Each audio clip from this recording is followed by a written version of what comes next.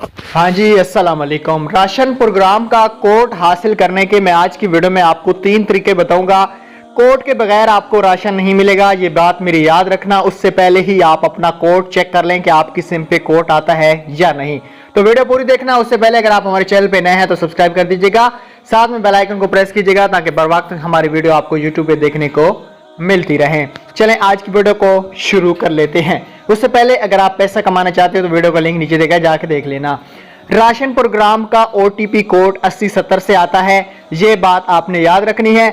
PSCR सर्वे कराना बहुत जरूरी हो गया है क्योंकि इसी से ही आपका डेटा उठाया जाएगा, इसी से ही आपकी अहलियत चेक की जाएगी। उसके अलावा PSCR सर्वे कराते वक्त एक चीज का खास ख्याल रखना, आपके नाम पे सिम रजिस्टर होनी चाहिए। शोहर की रजिस्ट्रेशन हो रही है तो शोहर के नाम पे सिम होनी चाहिए, उसकी बीवी की रजिस्ट्रेशन हो रही है तो उसकी बीवी के नाम के सिम होना जरूरी है। सिम के बगैर किसी की रजिस्ट्रेशन मत करना।